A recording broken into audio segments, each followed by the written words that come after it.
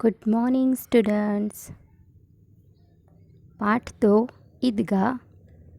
कवि प्रेमचंद। जन्म 1880, निधन 1936। प्रेमचंद जन्म 31 जुलाई 1880, लम्ही, वाराणसी, उत्तर प्रदेश, भारत।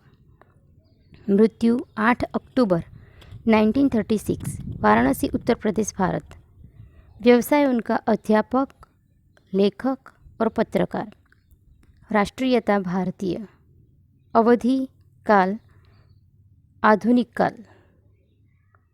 विद्या, कहानी और उपन्यास। विषय सामाजिक और कृषक जीवन। साहित्यिक आंदोलन।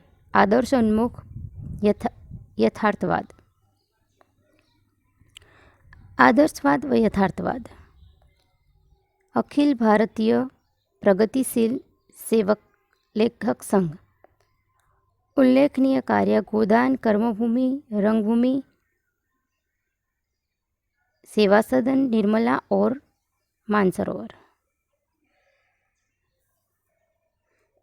प्रेमचंद 31 जुलाई 1880, 8 अक्टूबर 1936 हिंदी और उर्दू के सर्वाधिक लोकप्रिय उपन्यासकार, कहानीकार एवं विचारक थे।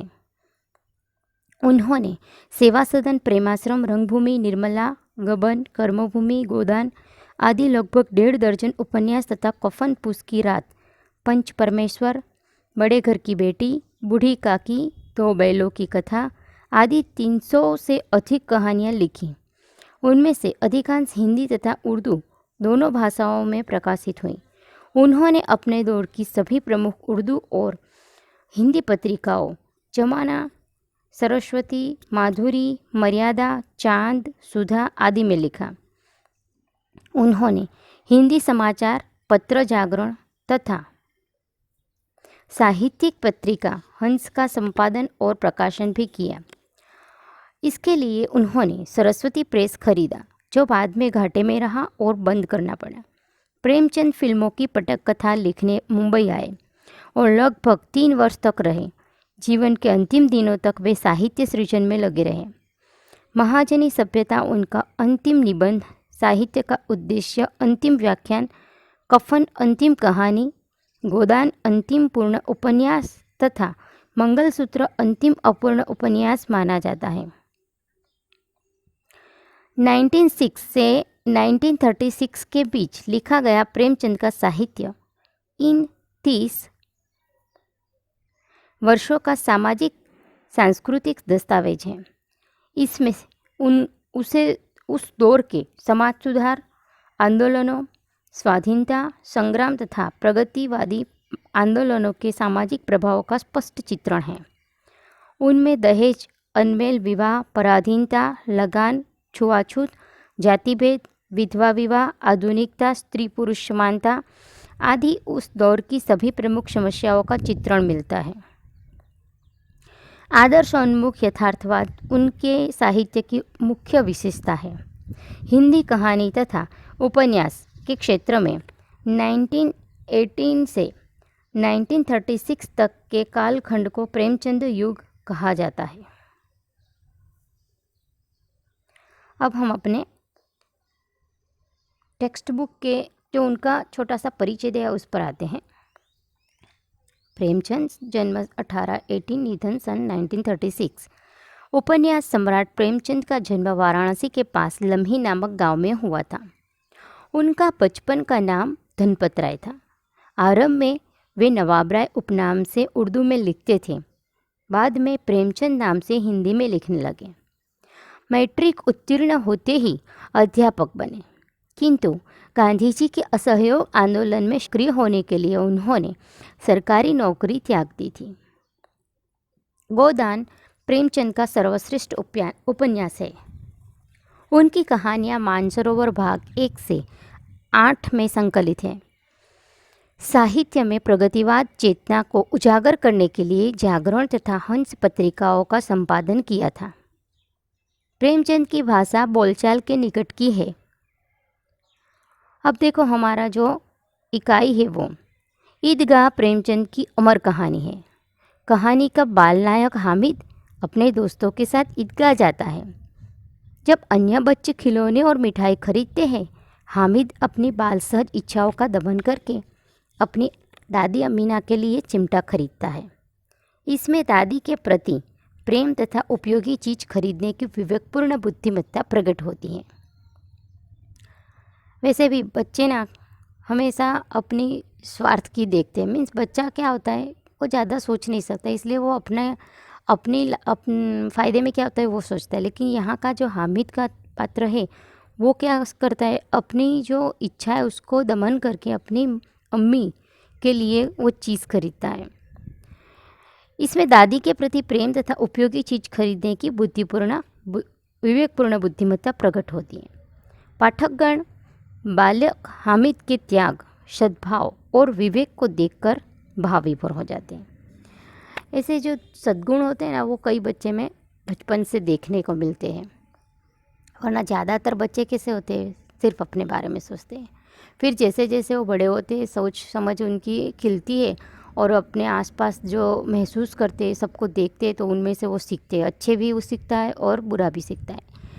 लेकिन कई बार हमने देखा है कि नेचुरली किसी के वर्तन में अच्छे गुण देखने को मिलते हैं, तो हम सोचते हैं कि नहीं, ये व्यक्ति अथवा ये बालक कुछ और ही है।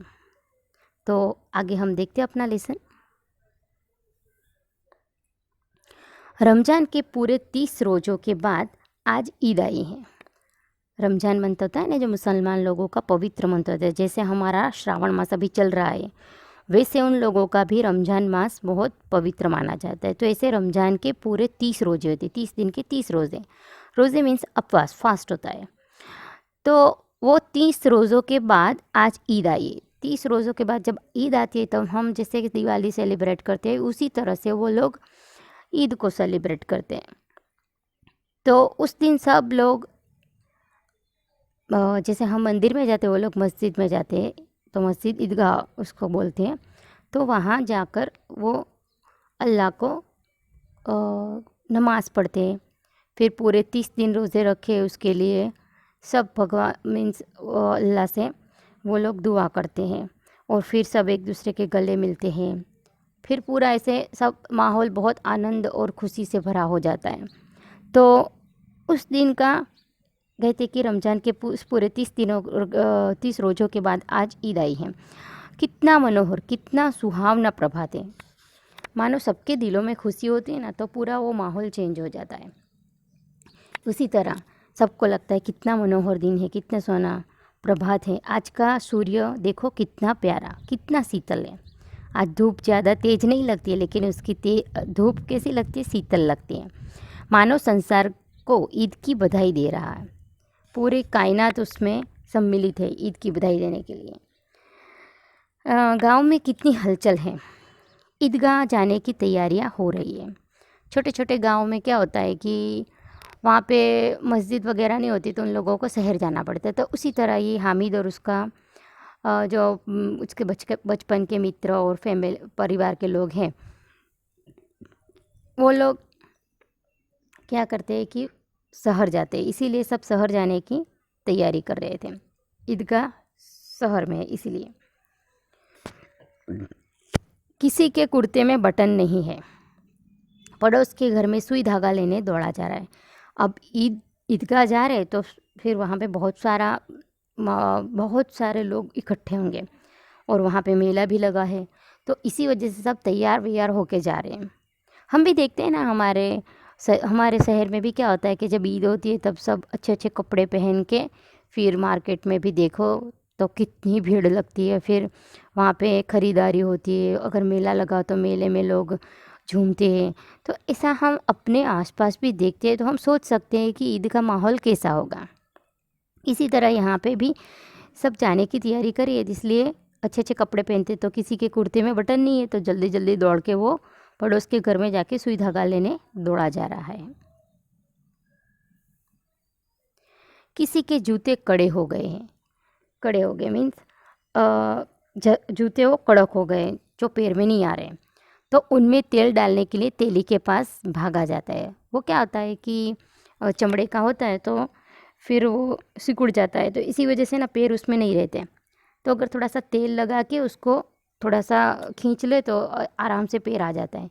इसीलिए अगर किसी के जूते कड़े हो गए तो उसमें तेल डलवाने के लिए तेली के पास वो भागा जाता है। जल्दी जल्दी बैलों को सानी पानी दे दे, ईदगाह से लौटते लौटते दोपहर हो जाएगी। कई लोगों के जो घर में जानवर होते हैं, पालतू जानवर, जैसे कि गाय है, बैल है या फिर बकरी है, तो वो बोलते हैं कि चलो चलो भाई, जल्दी जल्दी बैलों को सानी पानी दे दो, बैलों को भी खाना पानी दे दो, क्योंकि अगर हम ईदगाह जा रहे तो दोपहर तक तो लौटना असंभव हो जाएगा। ईदगाह से लौटते लौटते दोपहर हो जाएगी। 3 कोस का पैदल रास्ता है, फिर सैकड़ों आदमियों से मिलना बैठना, दोपहर के पहले लौटना असंभव है। वहाँ पे जाके कितने सारे आदमियों से मिलना होता है, सबको ईद की बधाई देनी होती है। तो फिर और वह भी 3 कोस का रास्ता है, तो स्वाभाविक है कि जाना आना तो दोपहर से पहले तो लौटना असंभव हो जाता है ना। तो बोले उस तक तो समय तक तो वो ये सब काम निपटाना होगा, इसीलिए लड़के सबसे ज़्यादा प्रसन्न हैं। किसी ने एक रोज़ा रखा है, वह भी दोपहर तक, किसी ने वह भी नहीं रखा। मीन्स रोज़ा क्या होता है, सब अपने आप से रखते हैं।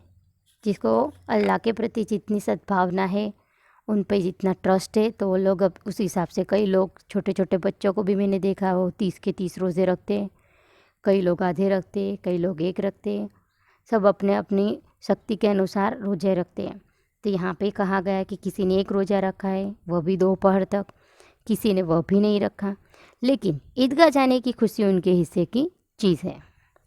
लेकिन फिर भी वो लोग को, सब बच्चे खुश हैं क्योंकि उन लोगों को ईदगाह जाना है।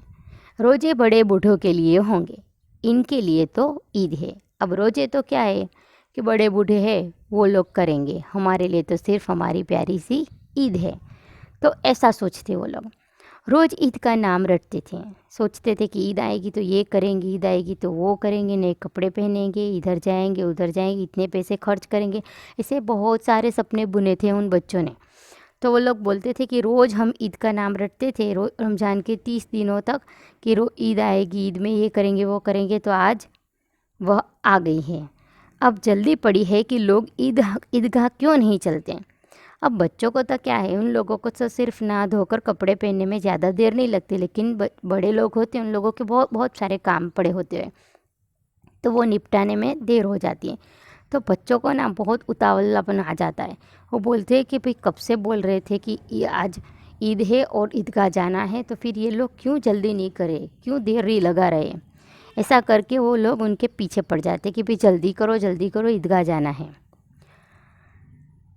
उनकी अपनी जेबों में तो कुबेर का धन भरा हुआ है, क्योंकि सबको पैसे खर्च करने के लिए दिए हैं बड़े वो लोगों ने। अब जिनके वो पैर छुएंगे तो वो लोग उनको ईदी देंगे, ईदी मीन्स पैसे देंगे। तो इन लोगों की जेब भी भरी पड़ी हुई है।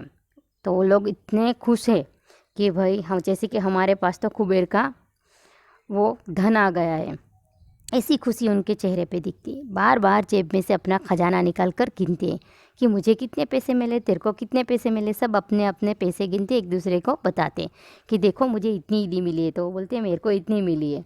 तो बार बार ना जेब में से अपना खजाना निकाल कर गिनते हैं और खुश होकर फिर रख देते हैं। महमूद गिनता है 1 2 10 12, उसके पास 12 पैसे हैं। मोहसिन के पास 1 2 8 9 15 पैसे हैं। इन्हीं अनगिनत पैसों से अनगिनत चीज़ें लाएंगे। तो लोग सब ना एक दूसरे मित्रों के साथ पैसे गिन गिन के अपने जेब में रखते हुए फिर बोलते कि मैं इस पैसे से ये खरीदूँगा, उस पैसे से वो खरीदूँगा, और फिर बहुत सारी चीज़ें लाएंगे। ऐसा करके खुश हो गए बच्चे। खिलौना, मिठाइयाँ, गेंद और जाने क्या क्या वो सपने बुनने लगते हैं कि भी मैं खिलौना लूँगा, मिठाई लूँगा, गेंद लूँगा, ये करूँगा वो करूँगा, कितना सारा वो सपना देख लेते हैं। और सबसे ज़्यादा प्रसन्न है हामिद, जो हमारी इकाई का जो मेन पात्र है, वो है हामिद, छोटा सा बच्चा। तो वो हामिद बहुत ही प्रसन्न है। गरीब सूरत दुबला पतला लड़का, जिसका बाप गत वर्ष हैजे की भेंट हो गया। छोटा सा लड़का है, गरीब है लेकिन दुबला पतला। और अभी गत वर्ष जो पिछले साल ही उसके पापा को हैज़े की बीमारी हो गई थी, तो वो उनकी निधन हो गई। फिर एक दिन माँ भी मर गई, अब उसकी माँ भी नहीं है। अब हामिद अपनी बूढ़ी दादी अमीना की गोद में है और उतना ही प्रसन्न है। छोटा था जब से उसके मम्मी पापा का उसके सर से हाथ छूट गया, और अब वो अपनी बूढ़ी अमीना दादी अमीना के गोद में है। लेकिन वो कैसा है, खुश है। उसको अपने मम्मी पापा की याद नहीं आती, क्योंकि अमीना का प्यार उसे सब भुला दिया। हामिद के पाँव में जूते नहीं हैं, सिर पर एक पुरानी टोपी है जिसका गोटा काला पड़ गया है। बराबर, वो लोग गरीब थे, उनके पास अच्छे कपड़े वगैरह सब नहीं है। तो हामिद के पाँव में क्या था, जूते नहीं है, और उसके सिर पर एक पुरानी टोपी है, जैसे कि मुसलमान लोग पहनते हैं ना सर पे, वो ऐसी पुरानी टोपी है। लेकिन जो टोपी का जो जिसका गोटा आता है ना पीछे, वो बीच में, वो काला पड़ गया है। फिर भी वह प्रसन्न है। अभागिन अमीना अपनी कोठरी में बैठी रो रही है। अभागिन इसलिए कही थी कि उनके पास पैसे नहीं, वो गरीब है, इसीलिए आज ईद की सब खुशियाँ बांट रहे, खुशियाँ वो सब कर रहे, बता रहे, एक दूसरे के साथ बांट रहे, लेकिन इनके पास कुछ नहीं है, वो क्या बांटे, इसीलिए अपने आप को कोस रहे। इसीलिए वो कहती है अभागिन। कोठरी मीन्स अपने अपने रूम में बैठ के वो रो रही है। आज ईद का दिन और उसके घर में दाना नहीं है। आज ईद का बहुत बड़ा, सब लोग पकवान बनाते अच्छे अच्छे, और एक दूसरे के घर पे जाके खाते, एक दूसरे को खिलाते। लेकिन अब ये गरीब है तो इनके पास तो कुछ भी दाना पानी नहीं है, वो क्या खाए और क्या खिलाए। तो वो अपने आप को कोस रही है। इस अंधकार और निराशा में वह डूबी जा रही है। किसने बुलाया था इस निगोड़ी ईद को? वो अंधकार में और निराशा में डूबी है, क्योंकि उसके पास कुछ भी नहीं है। वो कोस रही है, ईद को कोस रही है कि क्यों आई है ये, किसके लिए आई। क्योंकि उसके आने से क्या होता है कि हमारे पास कुछ नहीं है, तो जिससे हम उसकी खुशियाँ मनाएं, इसीलिए वो सोचती है कि टल जाए, न आए। लेकिन ऐसा ना थोड़ी ना होता है, जो आने वाली है चीज़ वो तो आती है, खुशी हो या दुख हो। तो वो बोलती है कि क्यों आई है ईद। अमीना का दिल कचोट रहा है। गांव में बच्चे अपने अपने बाप के साथ जा रहे हैं। हामिद का बाप अमीना के सिवाय और कोई नहीं, और कौन है। अब वो सोचती है, उसका दिल बहुत कचोट रहा है, उसके दिल में दुख हो रहा है कि गांव में सब बच्चे अपने अपने पिताजी के साथ जा रहे हैं, लेकिन हामिद का बाप तो कोई नहीं है। उसका बाप तो अमीना ही है, उसके सिवा उसको कौन है। और अमीना जा नहीं सकती, उसे कैसे अकेले जाने दे, क्योंकि मस्जिद होती है उसमें तो सिर्फ जो जेंट्स लोग, पुरुष लोग जाते हैं, स्त्रियां तो नहीं जाती हैं। तो अब हामिद को किसके सहारे भेजे। तो इसलिए वो सोच रही कि उसे कैसे अकेले जाने दे। उस भीड़ भाड़ में बच्चा कहीं खो गया तो क्या होगा, उसे चिंता हो रही उसकी, क्योंकि वो छोटा सा बच्चा है ना। तो वो सोचती है कि उसे अकेले कैसे जाने दे, और किसी के साथ भेज भी दे शायद, तो फिर क्या मतलब क्योंकि सब अपने अपनी खुशियों में अपने बच्चे संभालने में पड़ेंगे, किसको याद रहेगी इस गरीब बच्चे की। तो इसी भीड़ भाड़ में शायद वो खो जाए तो क्या होगा, वो सोच सोच के वो डर रही थी। नहीं नहीं, अमीना उसे यूँ न जाने देगी। नन्ही सी जान 3 कोस कैसे चलेगा, पैरों में छाले पड़ जाएंगे, जूते भी तो नहीं है, कुल 2 आने पैसे बच रहे हैं। वो सोच रही है कि इतना दूर 3 कोस का रास्ता है, किसी के साथ भेजना, उसके पैरों में जूते भी नहीं है, फिर जाने में उसके पैरों में छाले पड़ गए तो इतनी गर्मी में क्या होगा। तो बोले कि नहीं नहीं, मैं नहीं जाने दूंगी। और फिर पैसों में भी तो कम है, कुल 2 आने पैसे बच रहे हैं, 3 पैसे हामिद की जेब में, 5 अमीना के बटुए में। यही तो बिसात है, और ईद का त्यौहार अल्लाह ही बेड़ा पार लगाएगा। अब अल्लाह की याद आ गई कि ऐसी परिस्थिति में अब क्या करें, कैसे भेज दूँ अपने लाडले को, ऐसा सोचती है वो। तब हामिद अंदर आया। हामिद भीतर जाकर दादी से कहता है कि तुम डरना नहीं अम्मा, मैं सबसे पहले आऊँगा।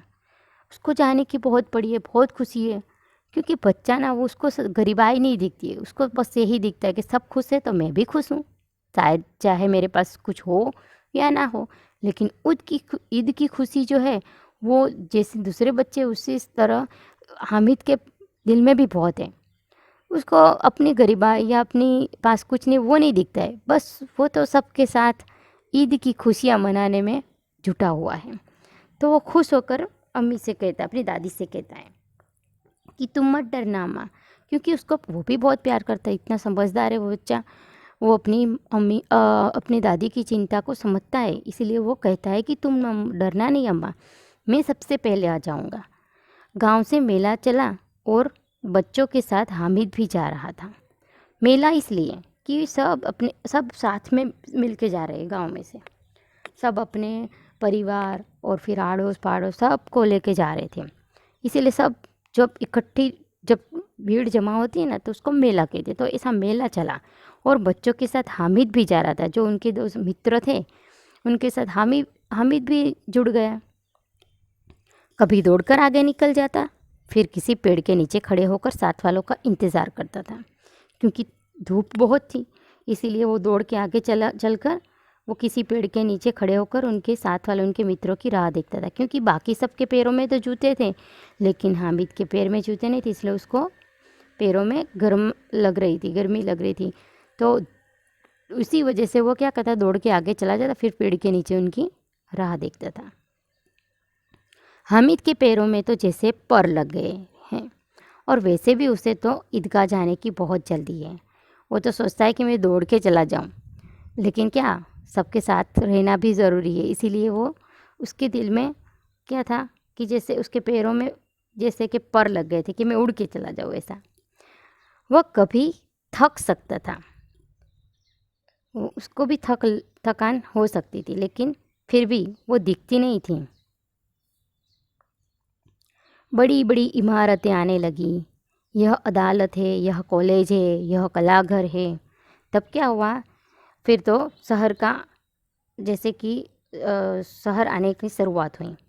तो जैसे सीमा में प्रवेश करते वैसे बड़ी बड़ी इमारतें आने लगीं। अब शहर का माहौल शुरू हो गया था।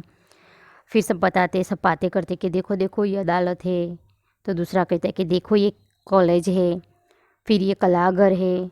आगे चले हलवाइयों की दुकानें शुरू हो गई। अब सब जब त्यौहार होता है ना तब हलवाई और सब भी दूसरी दुकान वाले जैसे खिलौने वाले, मिठाई वाले और हर तरह की चीज़ें बेचने वाले की भी गर्दी हो जाती है। तो वहाँ पे भी हलवाइयों की दुकानें शुरू हुई। आज खूब सजी हुई थी, बहुत अच्छा सा डेकोरेशन किया था कि सब ग्राहक को अपनी ओर आकर्षण करने के लिए उन्होंने सब दुकानों को बहुत अच्छे से डेकोरेट किया था। ऐसा है ना, ईद पे होता है, फिर दिवाली पे ज़्यादा होता है, तो ऐसे ऐसे बड़े बड़े त्यौहार होते हैं ना, उसमें सब अपनी अपनी दुकानें बहुत सजाते हैं कि जिसकी वजह से ना आकर्षण से ग्राहक आए और अपनी चीज़ें खरीदें। तो हलवाइयों की दुकान आज वो खूब सजी हुई थी। इतनी मिठाइयाँ कौन खाता है, वो सोचते थे बच्चे। देखो ना, एक एक दुकान पर मनोहर इतनी अच्छी अच्छी मिठाइयाँ लगी हुई है, देखने में सुंदर, खुशबू में भी, और देखो मुंह में पानी आ जाता है ऐसी ऐसी। सहसा क्या हुआ कि ईदगाह नज़र आई। इतने में देखते देखते उन लोगों की नज़र ईदगाह पे पड़ी, तो बोले कि ईदगाह आ गई। इमली के घने वृक्षों की छाया है। इमली का जो वृक्ष है पूरा घटाव से भरा हुआ, तो उसकी छाँव में नीचे पक्का फर्श है, उस पर झाजिम बिछी हुई है। रोजेदारों की पंक्तियाँ एक के पीछे एक न जाने कहाँ तक चली गई हैं। अब आज तो ईदगाह जाने में भी बहुत लाइन है, बहुत लंबी लंबी कतार लगी हुई है, क्योंकि उसमें धक्का मुक्की नहीं कर सकते, सब को ना एक कतार में खड़ा होकर बारी बारी से अंदर जाना होता है। तो देखा उन्होंने कि नीचे पक्का फर्श है, उस पर जाजिम बिछाई हुई है। रोजेदार जो रोज़ा रखता है, उन जिनको नमाज पढ़नी है, वो लोग पंक्तियाँ एक के पीछे एक न जाने कहाँ तक लंबी लाइन लगी हुई है।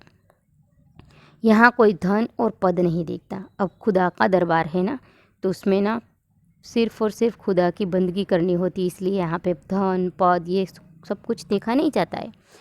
तो सब लोग अपनी बारी आने पर ही अंदर जाते हैं।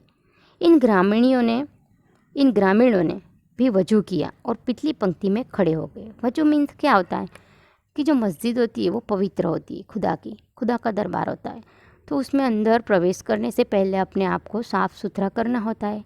तो वहाँ पे लोग होज रखते हैं और कई कई लोग पानी के टैप रखते हैं, नल जिसको बोलते हैं। तो उसमें हाथ पैर मुंह सब साफ़ करके फिर अंदर प्रवेश करते हैं, तो उसे वजू कर कहते हैं। तो सब लोगों ने अपने वजू किया और फिर पिछली पंक्ति में वो खड़े हो गए। कितना सुंदर संचालन है, कितनी सुंदर व्यवस्था। हजारों सिर एक साथ सिजदे में झुक जाते हैं। सही बात है, जब मंदिर होता है या मस्जिद होती है या कोई भी धार्मिक स्थल होता है, वहाँ पे ना सब लोग क्या होते हैं, एकजुट हो जाते हैं। तो यहाँ पे भी ये जो ईदगाह है उसमें हजारों सिर एक साथ सिजदे में झुक जाते खुदा की बंदगी करने के लिए। पूरा माहौल शांत, वातावरण, सिर्फ और सिर्फ खुदा में सब एकाकार हो गए। फिर सब एक साथ खड़े हो जाते, मानो भातृत्व का एक सूत्र समस्त आत्माओं को एक कड़ी में पिरोए हुए हैं। यहाँ पे कोई अपने आप को दुश्मन नहीं, लेकिन सब अपने आप को एक दूसरे के मित्र मानते हैं। मानो भातृत्व का अनुभव होता है, जैसे एक दूसरे के भाई भाई हो, ऐसा पूरे समस्त आत्माओं का एक कड़ी में पिरोए हुए भगवान और खुदा के दरबार में अपने आप को, अपनी बंदगी प्रस्तुत करते, अपनी नमाज प्रस्तुत करते हैं। नमाज ख़त्म हो गई, लोग आपस में गले मिल रहे। जब नमाज ख़त्म हो गई, फिर बाद में ईद की बधाई देने के लिए एक दूसरे के गले मिल रहे हैं, जैसे बोलते हैं ना, ईद मुबारक, ऐसा करके। अब मिठाइयाँ और खिलौनों की दुकान पर धावा होता है। अब जब एक मेल मिलना हो गया, फिर क्या होता है कि बाहर जो दुकानें हैं, हलवाई की है या फिर और चीज़ों की, तो उस पे धावा बोला। लेकिन सबसे पहले मिठाइयों और दूसरी खिलौनों की, क्योंकि बच्चों को जो सबसे ज़्यादा खिलौने पसंद हैं, तो सब वहाँ पे भीड़ इकट्ठी हो गई। ग्रामीणों का यह दल इस विषय में बालकों से कम उत्साही नहीं है। और गांव से जो लोग आता है ना, कभी कभार वो शहर आते हैं, तो चीज़ें जो खरीदनी होती है उसके अलावा दूसरी चीज़ें भी खरीद लेते हैं। तो वो बोलते हैं कि बच्चों से वो कुछ कम नहीं थे, ग्रामीण जो बड़े लोग थे तो वो भी उत्साह से ये खरीदने वो खरीदने लग जाते हैं।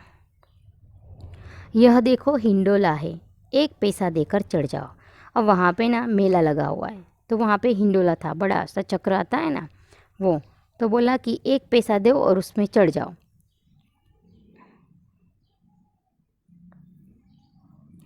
जाओ, कभी आसमान पर जाते हुए मालूम होता है, कभी ज़मीन पर गिरते हुए। क्या होता है, कभी ऊपर जाओ तो आसमान पे जाते हुए लगता है कि आसमान पे चले गए। अब जब नीचे आता है तो ऐसा लगता है ज़मीन पर गिरते गिरते बच रहे। ऐसा होता है ना, हम लोग जब वो हमारे भी यहाँ पे मेला लगता है तो हम लोग नहीं बोलते हैं कि वो बस सबसे बड़ा जो आता है उसमें बैठते हैं। तो क्या होता है कि जैसे वो घूम के ऊपर जाता है तो ऐसा लगता है आसमान को छू लिया, और फिर जब जैसे नीचे आते तो पेट में गुदगुदी सी होने लगती है और फिर ऐसा लगता है कि हम अभी गिरेंगे। तो ऐसा फीलिंग होता है। तो बच्चे भी इसका आनंद ले रहे थे। लकड़ी के हाथी, घोड़े और ऊँट छड़ों से लटके हुए हैं। बहुत तरह तरह के खिलौने थे लकड़ी के, जैसे कि हाथी, घोड़े, ऊँट, वो सबको ना छड़ों से लटकाए हुए रखे थे। 1 पैसा देकर बैठ जाओ और 25 चक्करों का मजा लो। नहीं, ये लकड़ी, हाथी, घोड़े वो सब का क्या होता है, वो चक्कड़ी होती है, छकड़ी होती है उसमें बैठने के लिए।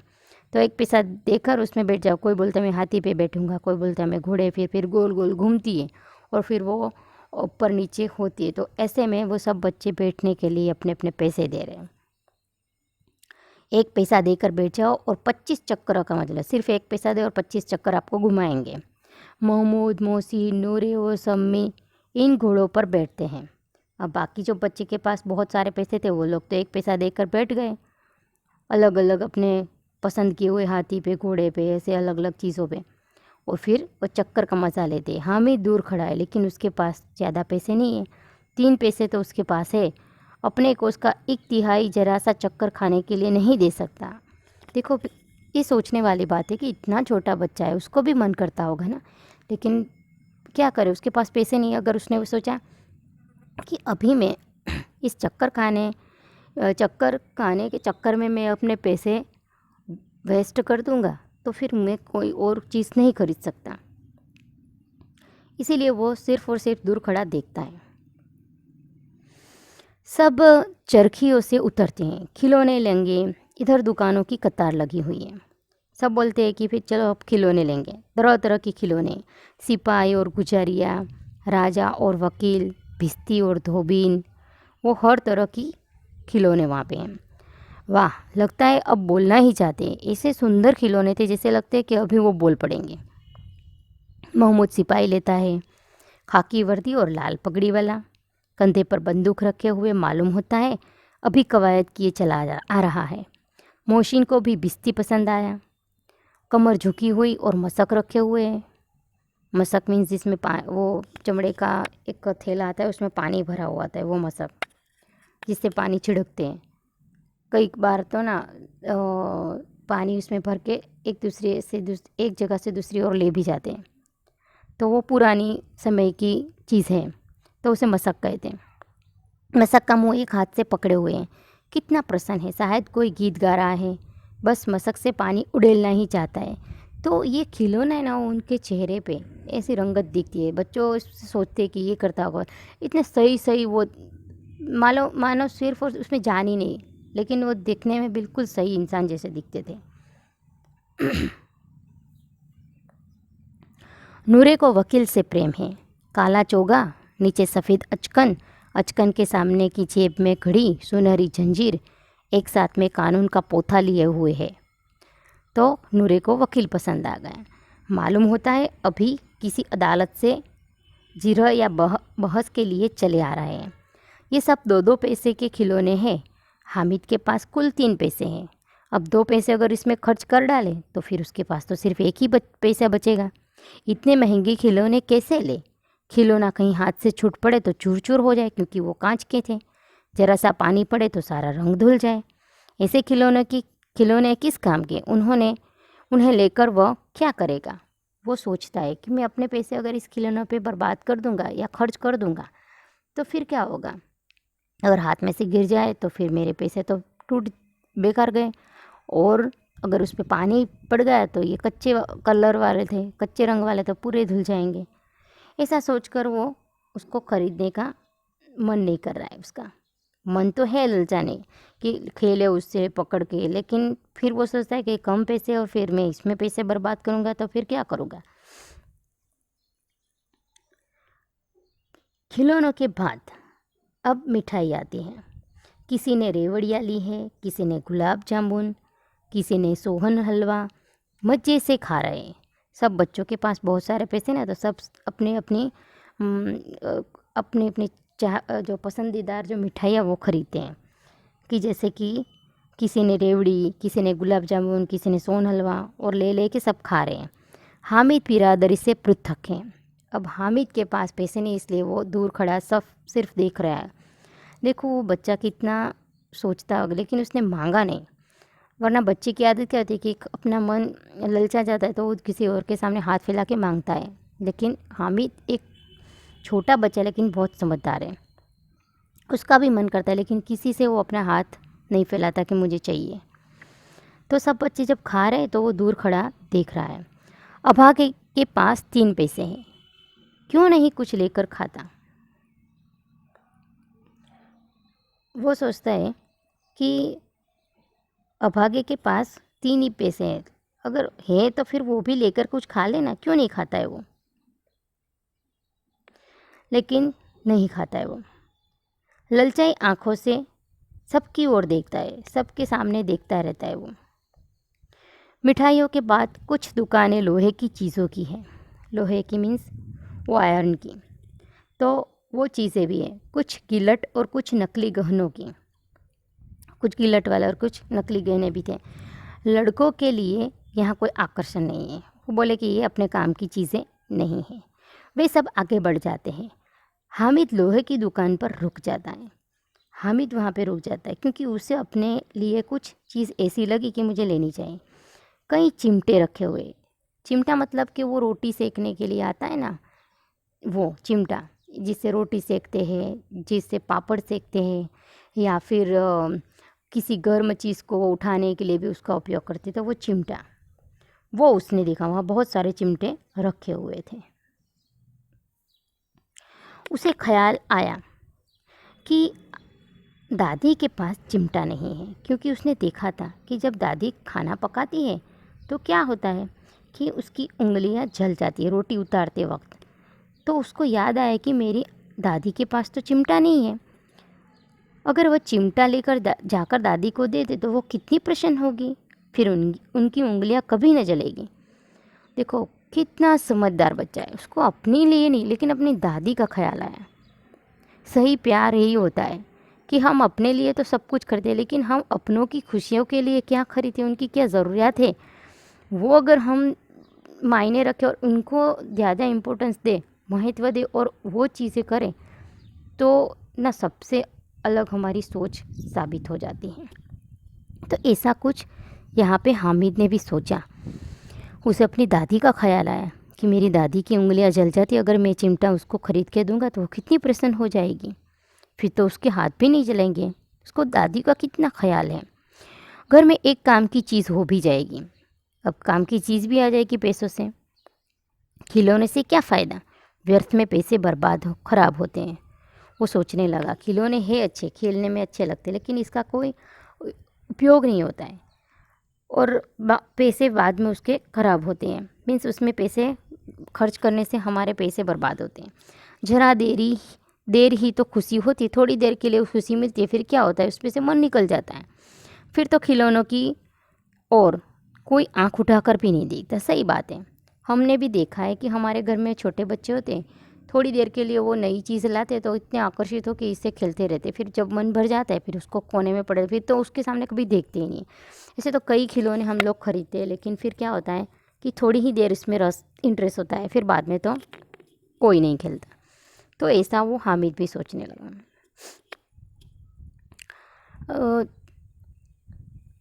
वो या फिर घर पहुंचते पहुंचते टूट फूट कर बर्बाद हो जाएंगे। उसने बोला कि या फिर तो क्या होता है, ऐसा भी हो सकता है ना कि अगर यहाँ से लेके खरीद के घर पे जाओ तो बीच में ही अगर जाते जाते टूट फूट कर बर्बाद हो गया तो।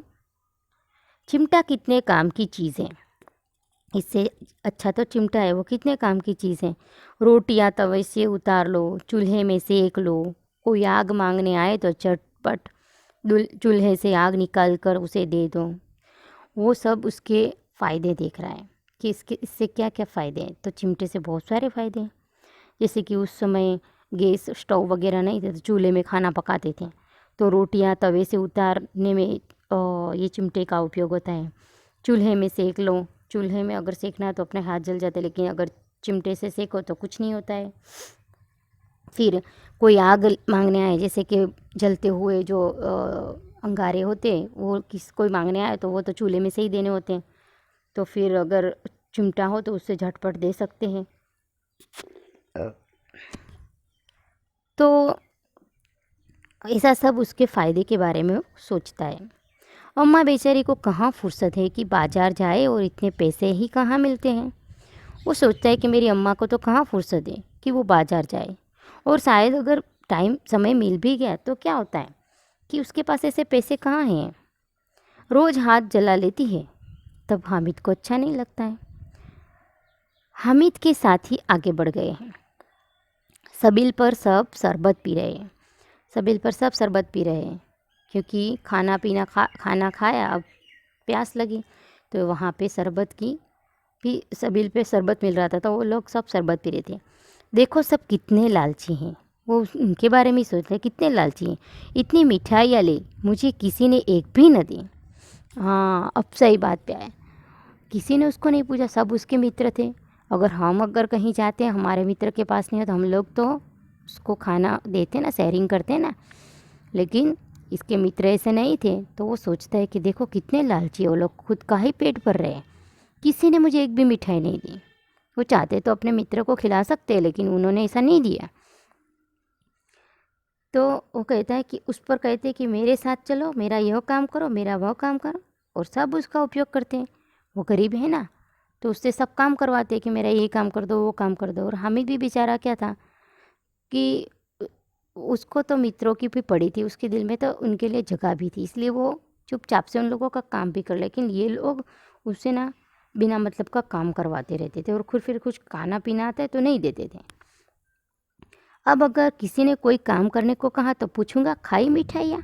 आपका मुंह सड़ेगा, फोड़े फुंसियाँ निकलेगी, आप ही जबान चटोरी हो जाएगी, तब घर से पैसा चुराएंगे और मार खाएंगे, अम्मा चिमटा देकर मेरे हाथ से लेंगी।